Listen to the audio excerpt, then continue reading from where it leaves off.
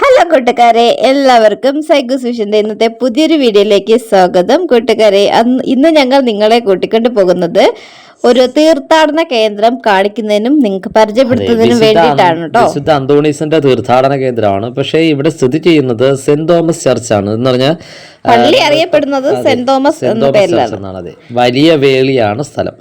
ഇത് സമുദ്രതീരത്ത് സ്ഥിതി ചെയ്യുന്നതുകൊണ്ട് തന്നെ വളരെ നല്ലൊരു തീർത്ഥാടന കേന്ദ്രം തന്നെയാണല്ലേ.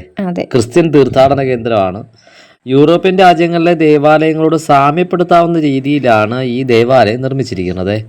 ഇതിന് മുൻവശത്തായിട്ട് ഒരു കൽവിളക്കുണ്ട്. പിന്നെ അതല്ലാതെ ഒരു നല്ല വലിയൊരു കുരിശുമരമൊക്കെ ഉണ്ട്, കൊടിമരം. തിരുവനന്തപുരം ജില്ലയിലെ പ്രധാന ദേവാലയങ്ങളിൽ ഒന്നാണ് നമ്മുടെ ഈ വലിയ വേളി ചർച്ച് എന്നാണ് സെന്റ് തോമസ് ചർച്ച് എന്നാണ് അറിയപ്പെടുന്നത്. ഓക്കെ, വിശുദ്ധ തോമസ് ലീഗയുടെ നാമധേയത്തിൽ നിർമ്മിച്ച പുതിയ ദേവാലയം 2009 പണി ആരംഭിക്കുന്നത്. പഴയ ഒരു ദേവാലയം ഉണ്ടായിരുന്നു. പക്ഷേ നിങ്ങൾ ഈ കണ്ടുകൊണ്ടിരിക്കുന്ന ഈ പുത്തൻ ദേവാലയം 2009 ഇവിടുത്തെ നിർമ്മാണ പ്രവർത്തനങ്ങളെല്ലാം ആരംഭിക്കുന്നത്. വലിപ്പം കൊണ്ടും നിർമ്മാണ രീതി കൊണ്ടും രാജ്യത്തെ തന്നെ പ്രധാന ദേവാലയങ്ങളിൽ ഒന്നാണ് നമ്മുടെ ഇപ്പോൾ നിങ്ങൾ ഈ കണ്ടുകൊണ്ടിരിക്കുന്ന സെൻറ് തോമസ് ചർച്ച് വലിയ വേളി. സാമ്പത്തിക പ്രതിസന്ധി ഉണ്ടായിരുന്നു. എന്നാലും നമ്മുടെ മത്സ്യത്തൊഴിലാളികളും അത് കൂടാതെ ഗൾഫ് രാജ്യങ്ങളിലൊക്കെ ഇവിടെ നിന്നും പോയി ജോലി ചെയ്യുന്ന ഒരുപാട് കൂട്ടുകാരുണ്ടല്ലോ, സഭാവിശ്വാസികളൊക്കെ ഉണ്ടല്ലോ. അങ്ങനെയുള്ള ഒരുപാട് ആൾക്കാർ, പിന്നെ ഗവൺമെൻറ് നമ്മുടെ ജോലിക്കാരും അല്ലെ നാട്ടുകാരും മറ്റ് ഇതര എല്ലാവരും കൂടെ ചേർന്ന് തന്നെയാണ് സഹായത്തോടു കൂടിയാണ് ഈ ദേവാലയം പണിയെടുപ്പിച്ചിരിക്കുന്നത്. നിങ്ങൾ ഇത് കാണാമല്ലോ. ഇത് നമ്മൾ നല്ല നമ്മുടെ ആ ടൈപ്പ് കല്ലുണ്ടല്ലോ, നമ്മളെന്താണ് മാർബിൾ എന്ന് പറയുന്നത്, അത് കല്ല് പാവിയിട്ടുണ്ട്. പാവി നേരെ നടന്ന് കയറാൻ പറ്റുന്ന രീതിയിലാണ് ഇതെല്ലാം ചെയ്തിരിക്കുന്നത് കേട്ടോ. നമ്മുടെ ഈ പുതിയ പള്ളി വെഞ്ചരിച്ചിരിക്കുന്നത് 2014 2014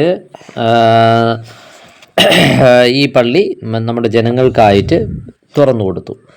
നിങ്ങൾ ഈ കാണുന്നതാണ് പള്ളിയുടെ ഉൾവശം കേട്ടോ. നമ്മുടെ ഈ ദേവാലയ നിർമ്മാണത്തിന്റെ മുൻനിരയിൽ നിന്നത് നമ്മുടെ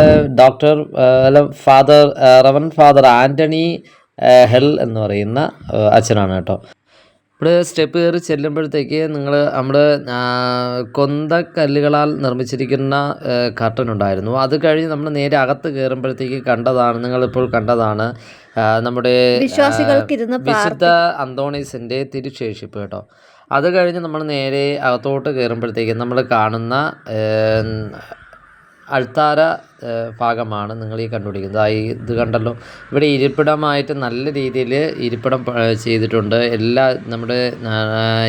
നമ്മളിവിടെ പ്രാർത്ഥനയ്ക്ക് വരുന്ന എല്ലാ ആൾക്കാർക്കുമായിട്ട് ഇരിക്കാനുള്ള നല്ല ഇരിപ്പിടങ്ങൾ ചെയ്തിട്ടുണ്ട്. അൾത്താരയിൽ നോക്കുകയാണെങ്കിൽ ഇവിടെ അൾത്താരയ്ക്ക് അകത്ത് നിന്ന് നോക്കുമ്പോഴത്തേക്ക് കാണാൻ പറ്റുന്ന രീതിയിൽ നമ്മുടെ ക്രിസ്തുവിൻ്റെ അന്ത്യ അത്താഴം ഇവിടെ ചെയ്തിട്ടുണ്ട്. പിന്നെ അതുകൂടാതെ തന്നെ ഇവിടെ നമ്മുടെ എബ്രാഹത്തിനെ തടയുന്ന നമ്മുടെ എന്താണ് വിശ്വാസികളുടെ പിതാവെന്നറിയപ്പെടുന്ന നമ്മുടെ അബ്രഹാം മകനെ യാഗം കഴിക്കാനായിട്ട് പോകുമ്പോൾ ദൈവദൂതൻ വന്ന് തടയുന്നതിൻ്റെ ചിത്രവും ഉണ്ട്. കല്ലറയിൽ നിന്നും പുനരുദ്ധാനം ചെയ്ത നമ്മുടെ പുറത്തു വരുന്ന യേശു ക്രിസ്തുവിൻ്റെ രൂപവും ഇവിടെ ചെയ്തിട്ടുണ്ട്. പിന്നെ പ്രവേശന കവാടത്തിന് ഇരുവശത്തുമായിട്ട് നമ്മുടെ അകത്ത് കയറുമ്പോഴത്തേക്കായിട്ട് ഇരുവശത്തുമായിട്ട് കുമ്പസാര കൂടുണ്ട് കേട്ടോ. പിന്നെ ചുമരിൽ ഭിത്തിയിൽ മുഴുവൻ പടങ്ങളുണ്ട്. നമ്മുടെ ഉൽപ്പത്തി മുതൽ നമ്മുടെ പള്ളിക്ക് അകത്തായിട്ട് ഉൽപ്പത്തി മുതൽ വെളിപാട് വരെയുള്ള ബൈബിൾ ഭാഗങ്ങളിൽ തന്നെ ചിത്രീകരിച്ചിട്ടുണ്ട്. നമ്മളിതെല്ലാം കണ്ട് നമ്മൾ പുറത്തിറങ്ങി കേട്ടോ. എന്ന് ഞാൻ പള്ളിക്കകം നമ്മൾ നല്ല നിൽക്കാൻ വളരെ പോസിറ്റീവ് എനർജി തന്നെയായിരുന്നു. നമ്മൾ കണ്ട് പുറത്തിറങ്ങി പ്രാർത്ഥിക്കാനല്ലേ. അതെ, പുറത്തിറങ്ങി നമ്മൾ നേരെ ഇവിടെ പള്ളിയുടെ ഫ്രണ്ട് ഭാഗമൊക്കെ ഒന്ന് വീഡിയോ എടുത്തതാണ്. ഇത് വലത് സൈഡാണ് കേട്ടോ, പള്ളിയുടെ വലത് സൈഡാണ്. ഫ്രണ്ട് ഭാഗം നിങ്ങൾ കണ്ടായിരുന്നല്ലോ. ഇവിടെ നമ്മൾ വന്ന് കയറുമ്പോൾ തന്നെ നമ്മൾ ഇടത് സൈഡിലായിട്ട് നമ്മളൊരു യേശു ക്രിസ്തുവിനെ കാണാൻ പറ്റും. രക്തത്തിൽ കുളിച്ച് നിൽക്കുന്ന നമ്മുടെ യേശു ക്രിസ്തുവിനെ കാണാൻ കഴിയും. പള്ളിയുടെ മുൻവശത്തായിട്ട് നമ്മുടെ അന്തോണീസിനെയും അതിന് തൊട്ട് താഴെയായിട്ട് നമ്മുടെ ഒരു ചാപ്പൽ കാണാൻ കഴിയും. അതിൽ നമ്മുടെ നമ്മുടെ മാതാവിനെയും ഉണ്ണിയേശുവിനെയും അതിൽ രൂപമുണ്ട്. അതിൽ തന്നെ കാണിക്ക വഞ്ചിയും ചെയ്തു വെച്ചിട്ടുണ്ട് കേട്ടോ. ഇത് പള്ളിയുടെ വലത് സൈഡാണ്. ഇവിടെ നമുക്ക് അകത്ത് കയറാൻ കഴിയുന്ന രീതിയിൽ നമ്മൾ സ്റ്റെപ്പ് കയറാതെ തന്നെ നടന്ന് കയറാൻ പറ്റുന്ന രീതിയിലൊരു വഴി ചെയ്തു വെച്ചിട്ടുണ്ട്. നമുക്ക് പള്ളിക്കകത്ത് കയറാൻ പറ്റുന്നതാണത്. ഇതിലേ നമ്മൾ നേരെ നടന്ന് നമ്മുടെ ഇതിൻ്റെ ബേക്ക് ഭാഗമാണ് നിങ്ങൾക്കിപ്പോൾ കാണിച്ചു തരുന്നത്. തീർത്ഥാടന കേന്ദ്രം പോലെ തീർത്ഥാടന കേന്ദ്രമാണെന്ന് പറയുമ്പോഴത്തേക്ക് നിങ്ങൾക്കറിയാമല്ലോ. അപ്പോൾ അത്രയും രീതിയിലായിരിക്കും ഒരു പള്ളി ചെയ്തിരിക്കുന്നത്. അപ്പോൾ ഇവിടെ നിങ്ങൾ വന്ന് നോക്കി എന്ത് മനോഹരമാണ് കാണാൻ. ഇത് കടലിൽ നിന്ന് നോക്കുമ്പോഴത്തേക്ക് കാണുന്ന വ്യൂ ആണ് നിങ്ങൾ ഈ കണ്ടുപിടിക്കുന്നത്. നമ്മളിതിപ്പോൾ അടുത്ത് നിർത്താണ്. ഇത് കടൽ ഭാഗത്ത് നിന്ന് എടുക്കാൻ പറ്റുന്ന വ്യൂ ആണ്. പിന്നെ ജീവനും പുനരുത്ഥാനവും ഞാനാകുന്നു എന്ന് പറയുന്നത് അത് നിങ്ങൾ കണ്ടല്ലോ. ഇവിടെ എന്ന് പറയുമ്പോഴത്തേക്ക് നമ്മുടെ സെല്ലുലാർ എന്ന് പറയുമ്പോഴത്തേക്ക് അന്ത്യമുറങ്ങും. നമ്മുടെ ഇവിടെ ഉള്ള വിശ്വാസികളിലുള്ള മരണപ്പെട്ട ആൾക്കാർക്കായിട്ട് അന്ത്യവിശ്രമം ചെയ്യുന്നതിനായിട്ട് ചെയ്തു വെച്ചിരിക്കുന്ന ഒരു ഇരുനില കെട്ടിടം അല്ലേ. ഇതിൽ മൊത്തത്തിൽ അവരുടെ കല്ലെല്ലാം കൊത്തി വെച്ചിട്ടുണ്ട്. അവരുടെ ഡേറ്റ് കാര്യങ്ങളെല്ലാം ഫോട്ടോസ് ഏകദേശം എല്ലാം ഉണ്ട്. അവരുടെ അടുത്ത് പോകാൻ പറ്റുന്ന രീതിയിലുള്ള വഴി കാര്യങ്ങളെല്ലാം ചെയ്തിട്ടുണ്ട് കേട്ടോ. നമ്മളങ്ങനെ നേരെ പുറത്തിറങ്ങി നമ്മൾ ഇവിടെ നിൽക്കുമ്പോഴത്തേക്ക് നമ്മുടെ ഈ സെല്ലുലാറിൽ നിൽക്കുമ്പോൾ തന്നെ കാണാം. എന്ന് പറഞ്ഞാൽ ഇവിടെ മരണപ്പെട്ട ആൾക്കാർക്ക് ഇവിടെ നിന്ന് തന്നെ അവരുടെ ആ ആത്മാവിനെ അവരെ കാണാൻ പറ്റുന്ന രീതിയിൽ ആണ് ഇവിടെ ചെയ്തു വെച്ചിരിക്കുന്നത്. അത് കഴിഞ്ഞ് നമ്മൾ നേരെ നമ്മുടെ കടൽ ഭാഗത്തേക്ക് പോയി കേട്ടോ. കടൽ നമ്മൾ നോക്കി വളരെ മനോഹരമായിട്ട് ഇങ്ങനെ സൈലൻ്റായിട്ട് കിടക്കുന്നു. അതെ, തീർത്ഥാടകർക്ക് പള്ളിയൊക്കെ കണ്ടു കഴിഞ്ഞിട്ട് ഒന്ന് എൻജോയ്മെന്റ് ചെയ്യാൻ പറ്റുമല്ലോ ഇവിടെ വന്ന് കുറച്ച് നേരമൊക്കെ. ഉറപ്പായിട്ടും ഐസ്ക്രീം ഒക്കെ ഉണ്ട് കേട്ടോ. ഇവിടെ ഐസ്ക്രീമും കാര്യങ്ങളെല്ലാം ഉണ്ട്. നമ്മൾ മോക്ക് ഐസ്ക്രീം വെച്ചു കൊടുത്തല്ലേ. അതെ, നമ്മൾ ഐസ്ക്രീമൊക്കെ കുടിച്ച് കുറേ നേരം കടലിൻ്റെ ആ ഭാഗത്തൊക്കെ നിന്നു. ഞാനും ഒരു ഐസ്ക്രീം കുടിച്ചു. തിരക്കില്ലായിരുന്നു. അതെ, ആൾക്കാർ കുറവായിരുന്നു ഇവിടെ, വളരെ കുറവ്, കുറച്ച് പേരെ കണ്ടുണ്ടായിരുന്നുള്ളൂ.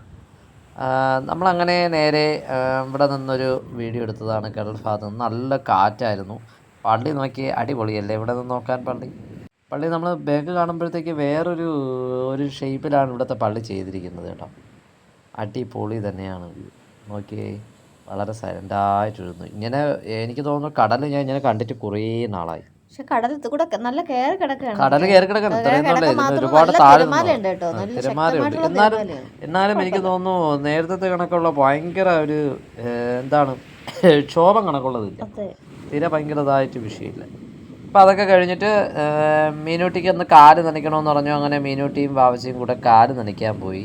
നമ്മുടെ കടലമ്മയുടെ അടുത്ത് വന്നിട്ട് കാല് നനയ്ക്കാതെ പോയാൽ എങ്ങനെയാ എന്ന് പറഞ്ഞുകൊണ്ടാണ് അവർ കാല് നനയ്ക്കാൻ പോയത്. അപ്പോൾ അതൊക്കെ കാടൊക്കെ ഒന്ന് നനച്ചു. അതിനുശേഷം നമ്മൾ തിരിച്ച് നേരെ കയറി.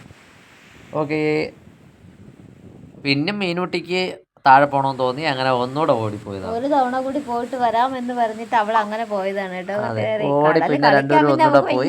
അപ്പം ഞാൻ വിചാരിച്ചു എന്നെ കൂടെ നിർത്തി ഒരു വീഡിയോ എടുക്കാന്ന് പറഞ്ഞു. ഞാൻ ഇനി മേളിൽ നിന്നത്, നമ്മൾ തിരിച്ച് പോകാമെന്ന് പറഞ്ഞു. അത് കഴിഞ്ഞിട്ട് നേരെ ഇവിടെ നിന്ന് നമ്മളൊരു വീഡിയോ എടുത്തായിരുന്നല്ലോ, നേരത്തെ എടുത്തിട്ടുണ്ടായിരുന്നു. മുൻപ് നമ്മൾ വീഡിയോ ഇട്ടിട്ടുണ്ടല്ലേ ഇവിടെ വെച്ച്? എടുത്തു, പക്ഷെ ഇടാൻ പറ്റിയില്ല. അതെ. ക്രിസ്മസിന് അടുത്ത് കുറേ വീഡിയോ ആയി പോയായിരുന്നു. ഫോൺ ഹാങ് ഒക്കെ ആയതുകൊണ്ട് ഇടാൻ പറ്റില്ല. നമ്മളെ ഫോണൊക്കെ കംപ്ലൈന്റ് ആയിട്ടാണ് അതുകൊണ്ടാണ് നമ്മൾ ഒന്നേന്ന് എടുത്തത് കേട്ടോ. ഈ പള്ളി ഇങ്ങനെ പകലൊരു വീഡിയോ എടുത്ത് കാണിക്കാന്ന് വിചാരിച്ചാൽ കൂട്ടുകാരുടെ വെട്ടുകാടൊക്കെ വരുന്നെങ്കിൽ ഇറങ്ങാൻ പറ്റിയ പള്ളിയാണ്. ഒരു തീർത്ഥാടന കേന്ദ്രം തന്നെ. പിന്നെ അന്തോണീസിന്റെ തീർത്ഥാടന കേന്ദ്രമാണ് ഇത്. അറിയപ്പെടുന്നത് വിശുദ്ധ അന്തോണീസിന്റെ തീർത്ഥാടന കേന്ദ്രം എന്നാണ്. സെന്റ് തോമസ് എന്ന് പറയുന്ന വിശുദ്ധന്റെ നാമധേയത്തിലാണ് ഈ പള്ളി അറിയപ്പെടുന്നതെങ്കിലും ഇവിടുത്തെ തിരുനാളും കാര്യങ്ങളെല്ലാം നടക്കുന്നത് വിശുദ്ധ അന്തോണീസിന്റെ പേരിലാണ്. ഫെബ്രുവരി 2 മുതൽ 2011 വരെ, ഫെബ്രുവരി എല്ലാ വർഷവുമാണ്. ഫെബ്രുവരി 2 മുതൽ 11 വരെയാണ് ഇവിടെ തിരുനാൾ നടക്കുന്നത് കേട്ടോ. അപ്പോൾ തിരുനാളിനൊക്കെ നിങ്ങൾ വരികയാണെങ്കിൽ ഇവിടുത്തെ കൊടിയേറ്റും ഉത്സവമൊക്കെ എന്ന് പറയുമ്പോഴത്തേക്ക് ലൈറ്റും കാര്യങ്ങളൊക്കെ എന്ന് പറയുമ്പോഴത്തേക്ക് വേറെ ലെവലാണ്. നമ്മൾ എടുക്കാൻ പറ്റില്ല, നമ്മൾ എടുത്ത് തരാം. ഓക്കെ, ഇവിടെ നമ്മുടെ മേടയും കാര്യങ്ങളെല്ലാം ഇതിൻ്റെ ഇട സൈഡിലായിട്ടാണ് ചെയ്തിരിക്കുന്നത്. പിന്നെ നമുക്ക് നമ്മുടെ ജപമാലയും അങ്ങനെയൊക്കെ ഉള്ളത് വാങ്ങിക്കാനും ഉള്ള സ്റ്റാളുകളൊക്കെ പള്ളിയുടെ മുൻവശത്തായിട്ടുണ്ട്. നമ്മളത് കഴിഞ്ഞിട്ട് പള്ളിയിൽ നിന്ന് ഇറങ്ങി വരുമ്പോഴത്തേക്ക് കാണുന്നതാണ് ഇത് കണ്ടോ എഴുതി വച്ചിരിക്കുന്നത് നമ്മുടെ ഇവിടെ ഉള്ള ഓരോ പ്രവർത്തനത്തിൻ്റെ. ഇത് ആ പള്ളിയുമായിട്ട് ബന്ധപ്പെട്ടുള്ള കുറച്ച് ഡീറ്റെയിൽസൊക്കെ എഴുതി വച്ചേക്കുന്നതാണ്.